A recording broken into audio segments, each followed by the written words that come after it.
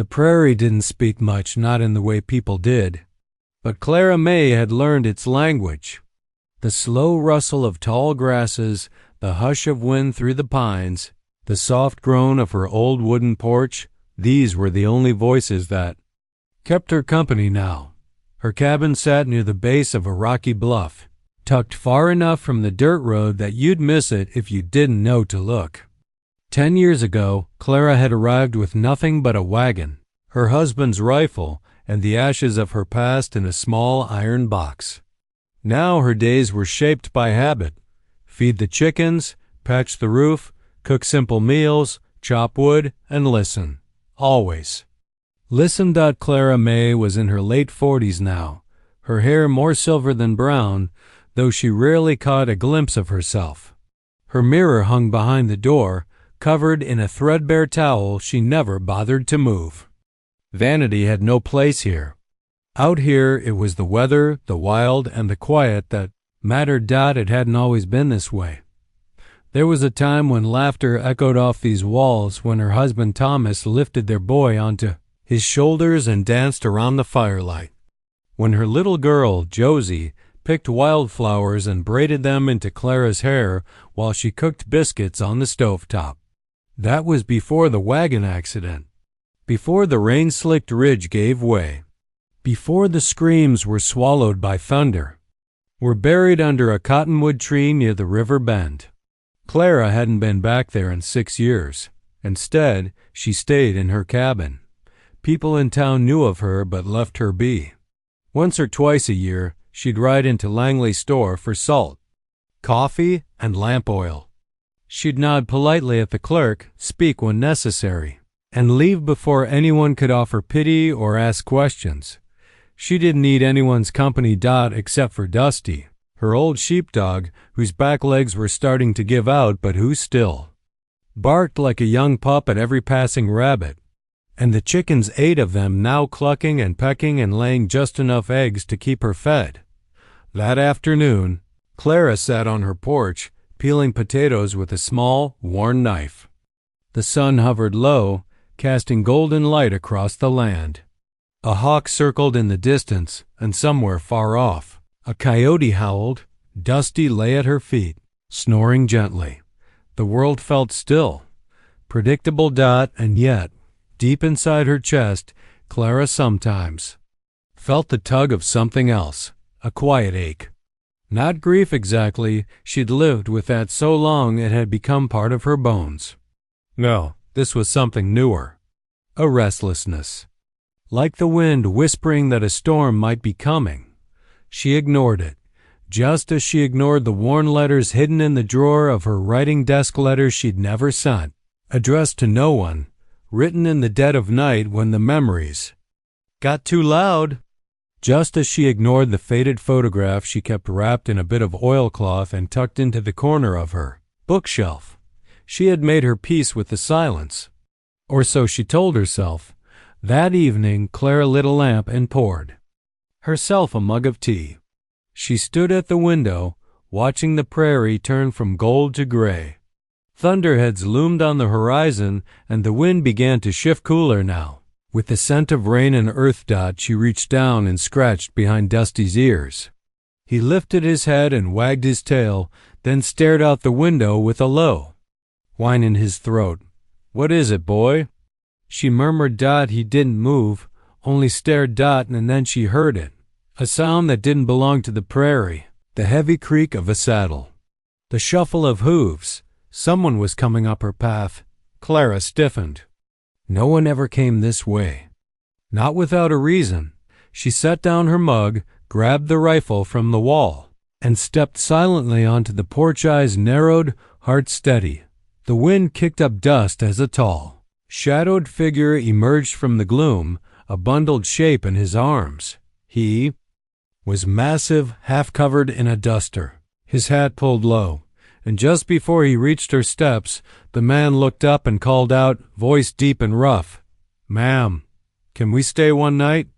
Clara May didn't lower the rifle. The man stopped at the bottom step, careful not to come closer. Rain had begun to fall, soft at first, then faster, sharp, and cold. The wind whipped his coat around his legs, and the baby in his arms whimpered. A thin, high sound almost lost in the storm. "I don't mean trouble," the man said, lifting his free hand slowly. "Just need a dry roof for the night. For her." Clara's eyes narrowed. She wasn't the kind of woman who opened her door to just anyone. Out here, hospitality could be a dangerous thing. But she wasn't blind either. The man was soaked through, boots caked in mud, and the baby no more than 6 or 7 months old was wrapped in a rough wool blanket, her face flushed from wind and cold. "What's your name?" Clara called out. "Luke," he replied. "Luke Hartwell. Used to run cattle up past the Snake River. Got turned around in the storm. And the child?" He hesitated. "My daughter." The wind howled like a wild thing across the bluff. Behind Clara, Dusty barked twice, pacing nervously, cursed under her breath, then slowly lowered the rifle. "Leave your gun on the porch. You can come in."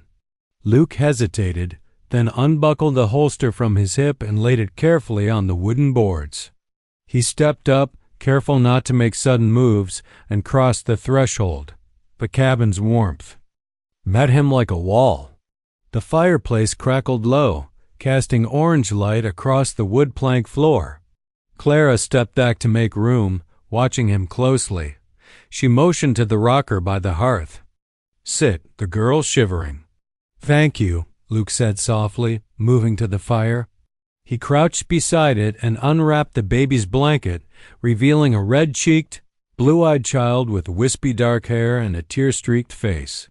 She blinked. At the fire, whimpered once more, then began to calm. Clara watched the way his huge hands moved with care, drying her little feet, adjusting her blanket. He didn't speak to the child, but his silence wasn't cold. It was practice. Clara moved to the stove and poured 2 mugs of hot water over dried herbs. "No milk for the baby," she said. "But this'll do for you." Luke nodded gratefully, accepting the steaming mug. "Didn't expect to find a place out here." "You weren't supposed to." He met her eyes then. Hazel, alert, tired. "I don't mean to intrude." "You already have," Clara replied flatly. "But I won't turn out a man with a baby in the rain. Just don't give me reason to regret." A faint smile touched his face. "Fair enough." For a while, the only sounds were the crackling fire and the ticking of Clara's old wall clock. The baby, wrapped tight again, fell asleep in Luke's arms. Clara watched as his shoulders sagged with exhaustion. "What happened to the mother?" she asked quietly. Luke's jaw worked. "Past 2 months ago." Clara didn't press further. She understood the shape of certain silences. After a moment, she asked, "You running from something?" Luke looked up sharply. "I've seen men ride with fear behind them," she continued. "They ride fast, eat little, don't sleep long. They never come through this land unless they're trying to disappear." Luke took a long breath, then said, "I'm just trying to get somewhere safer."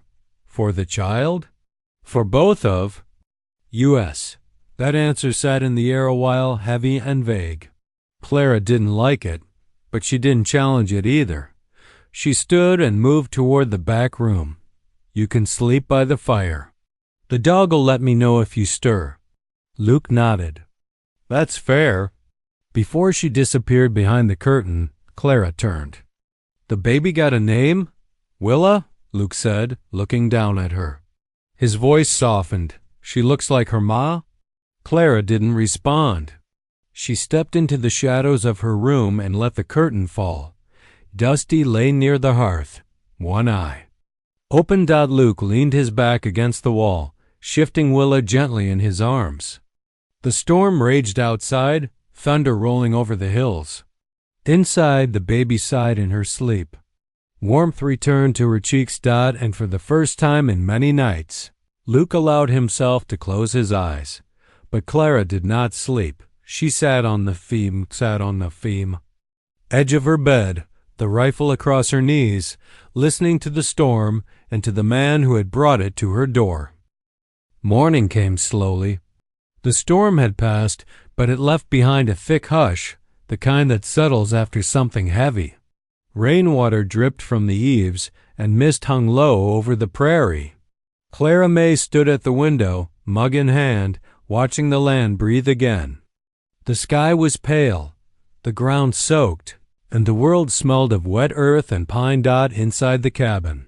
The fire had died down to a bed of warm coals. Luke Hartwell still slept, his long frame curled awkwardly on the braided rug near the hearth, one arm draped protectively over the baby. Willa slept soundly beside him, a tiny fist poking out from the folds of her blanket. Clara hadn't slept more than a few hours. She'd kept the rifle nearby, just in case, but no trouble came in the night. Still, something about the man's silence gnawed at her. He wasn't wild-eyed or cruel, but he was carrying something. Something heavy. She turned from the window, poured oats into a pot, and added water and salt. As it simmered, she moved quietly, not wanting to wake them yet, but Luke stirred anyway. He sat up slowly, rubbing the back of his neck, eyes scanning the room. When he spotted Clara, already busy at the stove, he looked surprised, like he wasn't used to kindness sticking around until morning. "I'll be out of your way soon," he said, his voice raspy from sleep. "You'll eat first," Clara replied, not looking up. "Not letting you ride out on an empty stomach." Luke nodded once, slowly, and gently picked up the baby. She blinked up at him with sleepy eyes, then gave a soft cry as he rocked her. "She hungry too?" Clara asked. "Always," he said. With a tired smile, she handed him a tin cup of warm water and honey, the best she could offer.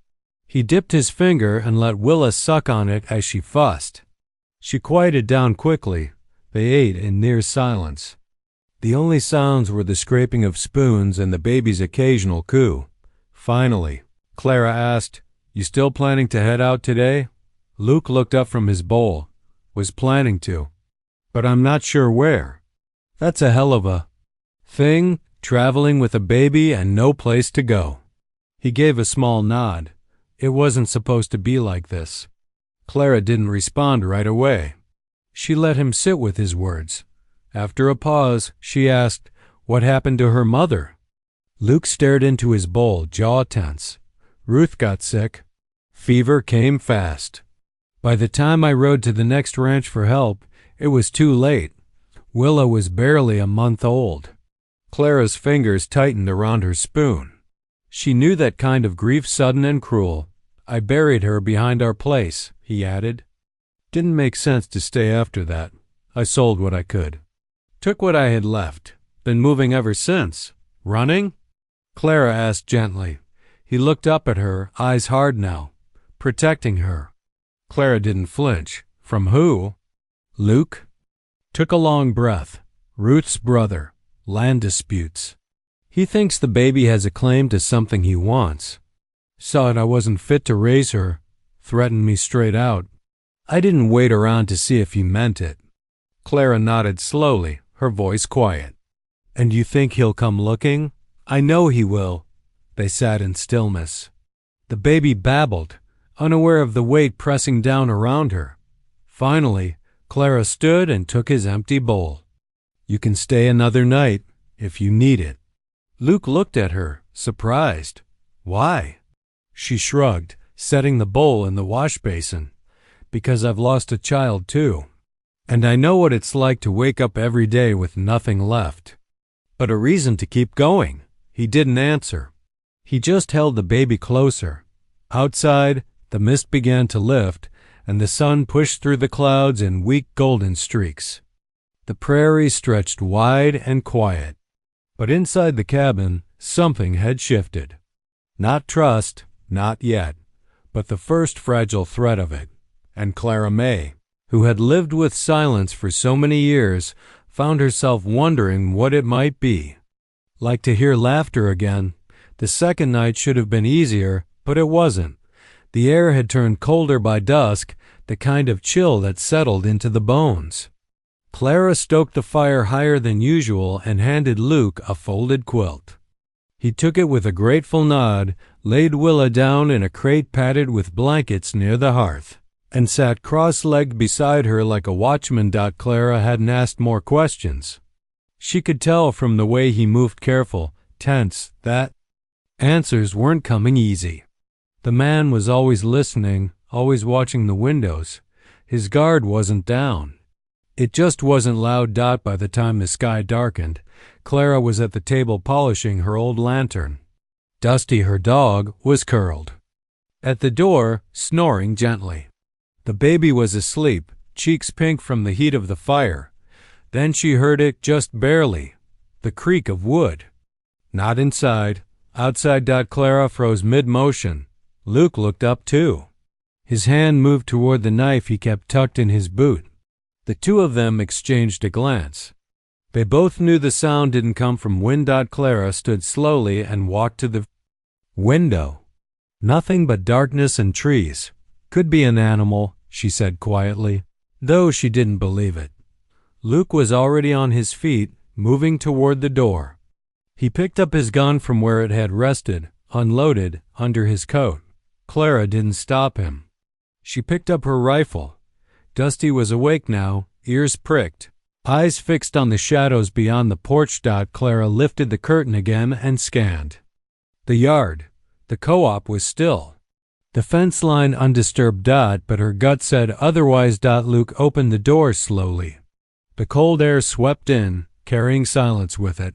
He stepped outside. Stay with the baby, he said over his shoulder. Clara didn't argue. She stood near the fire, rifle in hand, heart steady but tight. Dusty whined once, low and uneasy. A minute passed. Then two. She heard Luke's boots returning before she saw him. When he stepped inside again, he looked more tired than he had when he left. Found tracks, he said. Fresh. By the barn. Clara's. Jaw tensed. How fresh? 10 minutes, maybe less. Horse? He nodded. Someone was watching us. She didn't ask how he knew. Men like him didn't guess. Clara moved toward the back room, returned with a second rifle, and set it down by the door. You think it's your wife's brother? She asked. Could be. Could be someone he hired. Either way, they didn't come to talk. He sat again, rubbing his face with his hands. I should go, Clara blinked. Tonight? I'm putting you in danger. You don't owe me anything. She stared at him hard. That baby's barely 6 months old. You ride out in this cold. They won't survive the night. I've done worse, he muttered. Clara stepped closer.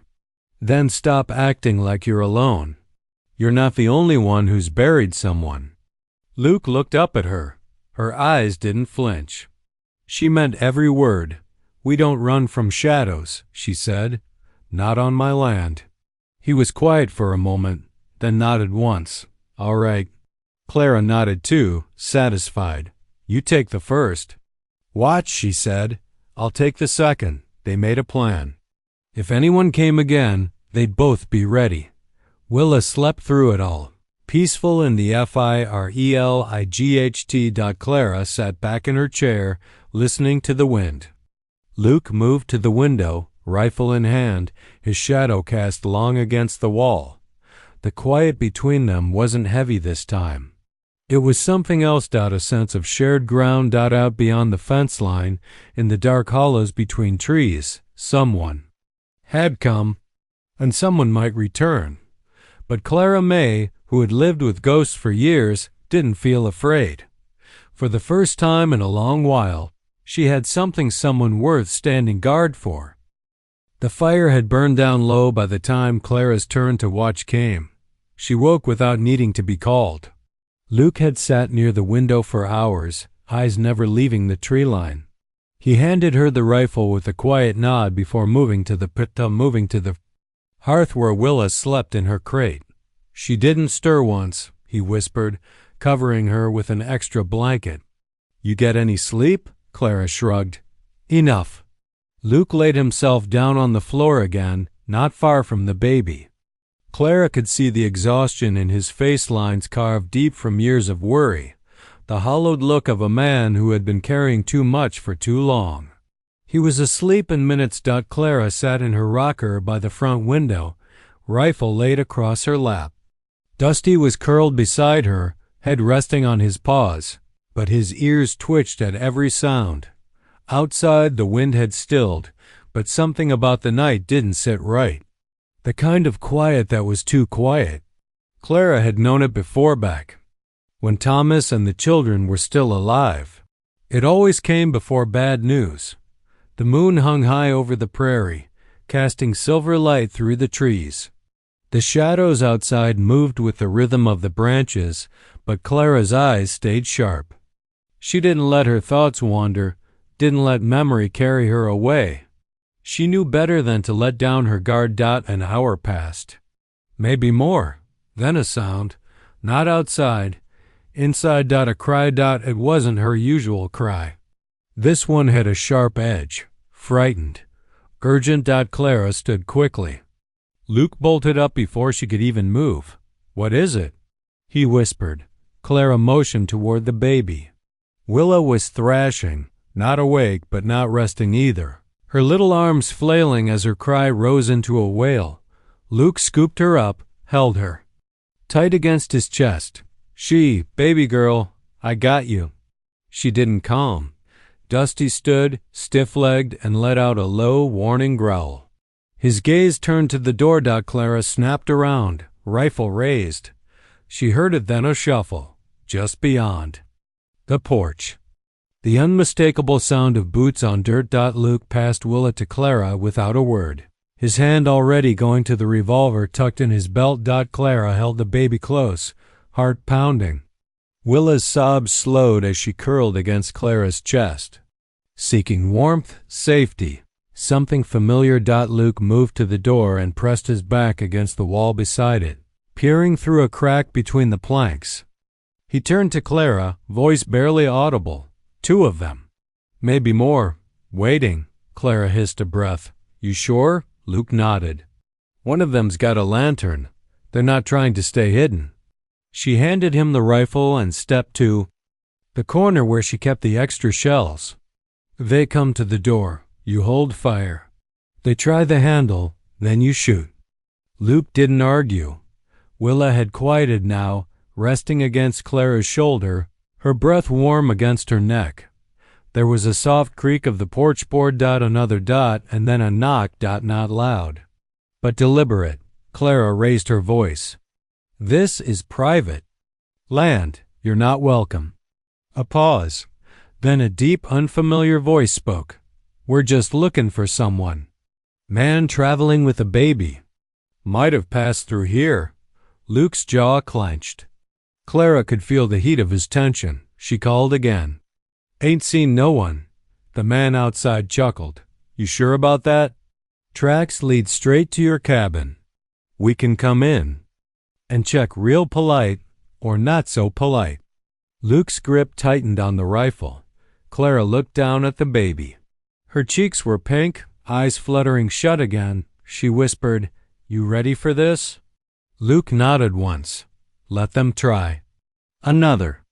Silence. Then footsteps retreated down the porch. No voices. No goodbye. Luke peeked through the crack again. "They're gone." "For now," Clara said, her voice hard. "They'll be back. Just testing how far we'll go." Dusty growled low once more and then settled. Luke walked over and gently touched Willa's back as she slept in Clara's arms. "She cried before they got here," he said, voice quiet. Like she knew. Clara didn't respond. She only looked down at the baby, tiny, fragile, asleep again, and felt something stir in her chest. Not fear. Resolve. Tomorrow they'd prepare. By the time the sun rose the next morning, the frost had settled over the prairie like a second skin. The ground sparkled under the early light, but Clara didn't admire it. She was already outside, rifle slung over her shoulder, inspecting the footprints near the barn. 2 men. Heavy boots. They'd circled the cabin and stood by the door longer than she liked. They didn't come to scare, they came to stake a claim. Luke stood beside her now, arms crossed against the cold, jaw tight. The baby was inside with Dusty watching over her, wrapped in 3 blankets and sleeping in her crate. Clara pointed at the edge of the tracks. They came in from the west but left south, doubled back trying to throw us off. Luke nodded, scanning the horizon. He's tracking me. Man named Roy Callan. Ruth's brother. Clara squinted at the name. The one after your land? Luke exhaled, steam rising from his breath. My land? My daughter. He says both belong to him. Clara shook her head. Man like that doesn't want land. He wants to control what's left. Luke looked down at the snow-dusted earth. I tried to handle it legal, letters, lawyers, but he's got men who don't bother with paper. Clara glanced at him, studying the tension in his shoulders. How many scars you carrying from this fight already? Luke didn't answer. He didn't need to. She saw it in his silence, the weight behind his eyes. The man had been hunted a long while. They returned to the cabin without speaking. Inside, Willa was awake and blinking up at the ceiling, making soft little sounds. Dusty sat close beside her, tail thumping lazily. Clara handed Luke a cup of coffee and sat across from him at the table. They'll come again. And this time, they won't knock. I know. We need to make this place hard to approach. I've got traps in the shed, oil for the lamps, some old wire, and a few tricks I learned from my husband. Luke looked at her. You sure about this? No, Clara said honestly. But I'm not letting a child fall into the hands of a man like that, and I've lived too long doing nothing. He was quiet, then said, You remind me of Ruth. Stubborn, brave. Clara stared at the flames in the hearth. I was neither. For a long time. She stood and moved to a corner cabinet, unlocking it with a small iron key. Inside were a box of ammunition, a weathered holster, and a tin of letters, some hers, some from Thomas. She set the ammunition on the table. Town's too far to call for help, she said. It's us. Luke stood too.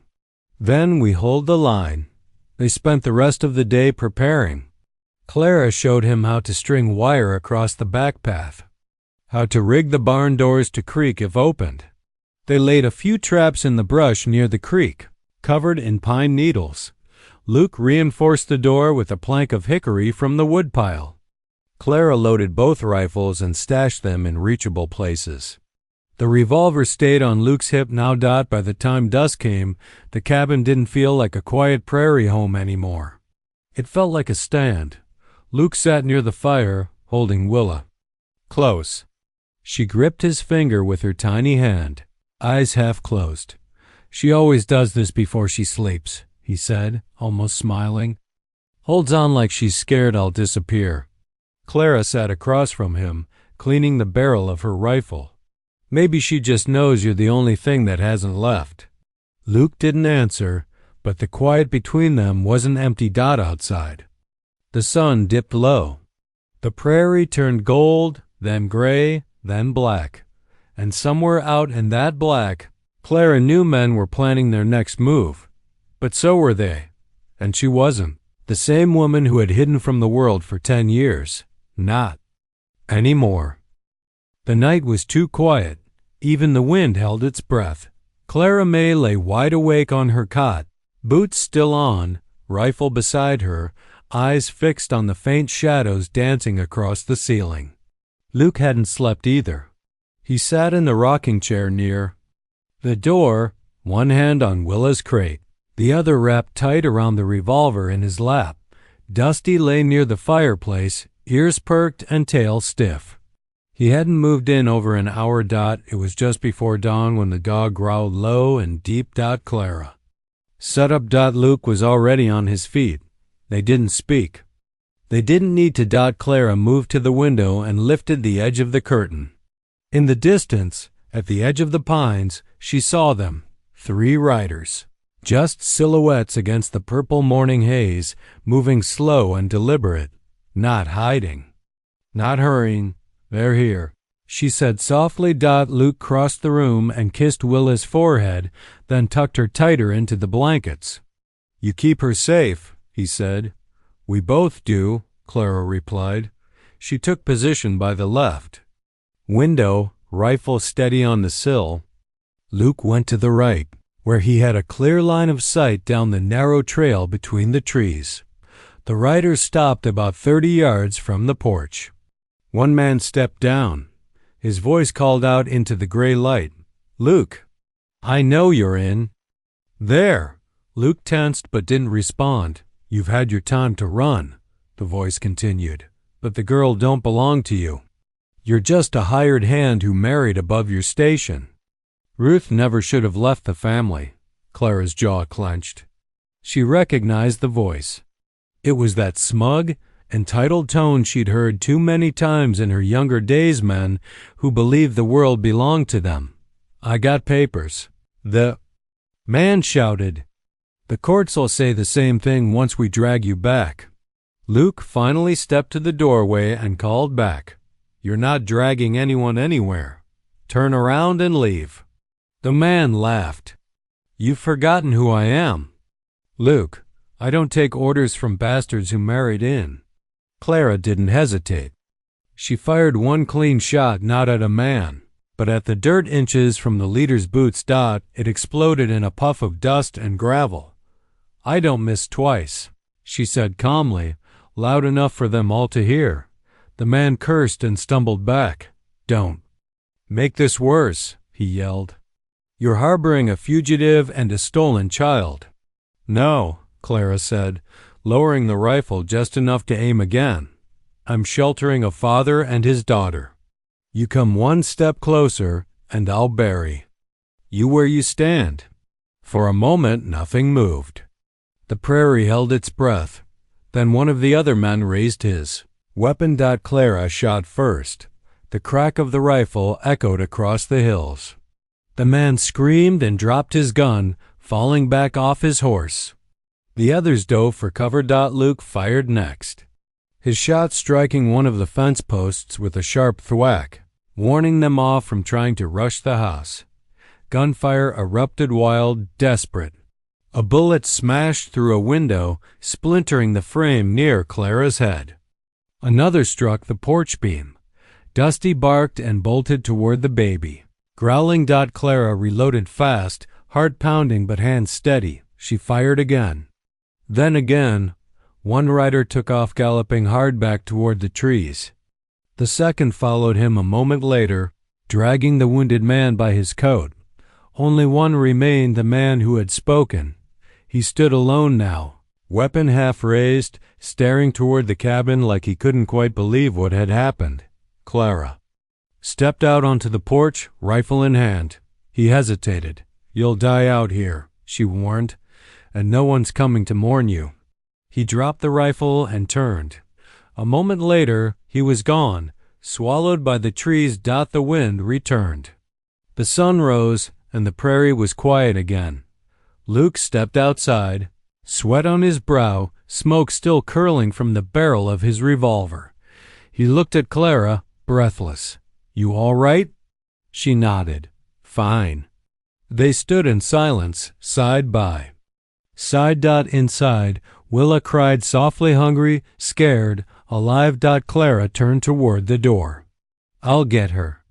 Luke watched her go, chest rising and falling like a man who hadn't allowed himself to hope in a long time. The fight was over, for now, but something stronger than survival had been born in that firelight. Something like family. The sun rose, high and slow, painting the prairie in soft gold and long shadows. Smoke still drifted from the broken porch beam, and the sharp scent of gunpowder clung to the cabin like a ghost. But inside, there was warmth again. And silence, but not the kind Clara had grown used to. This silence was full of breath, of soft coos and shifting footsteps of life being lived. Luke stood by the barn with a hammer in hand, resecuring the door that had taken a stray bullet. His coat was slung over a fence post, sleeves rolled up, muscles tensing with each swing. Clara watched from the porch for a moment, then stepped back inside. Willa lay in the cradle Clara had once used for her own children, dragged down from the attic, dusted off and lined with fresh linens from a forgotten chest. She looked peaceful there, cheeks flushed from milk and sleep, one tiny fist tucked under her chin. Clara didn't say much as she moved through the cabin. She hadn't spoken a word about the men who fled, nor asked Luke what came next. And he hadn't offered it. They both knew the storm had passed, but the damage lingered visible, and not that evening. They sat on the porch as they had the night he first arrived. But the space between them was different now. Familiar. Safe. Luke drank from a tin mug, the scent of coffee mingling with fresh rain on the wind. Clara sat with her boots off, feet stretched toward the fading light.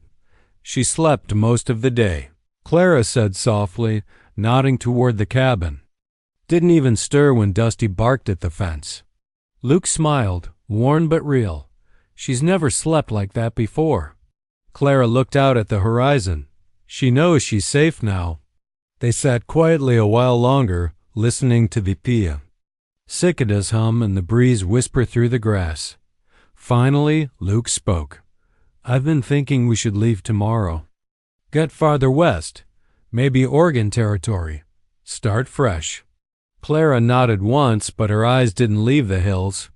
That what you want? It's what I thought I had to do. She looked at him now. And what do you want? Luke hesitated, his thumb circling the rim of his mug. I want her to grow up somewhere she can run free, laugh loud, and sleep without hearing gunfire. Somewhere quiet, safe. Clara took a breath. You've found that here. Luke met her eyes. I know. He looked down at his hands, calloused, scabbed, strong, but tired. I don't know how to ask this, he said. Clara raised an eyebrow.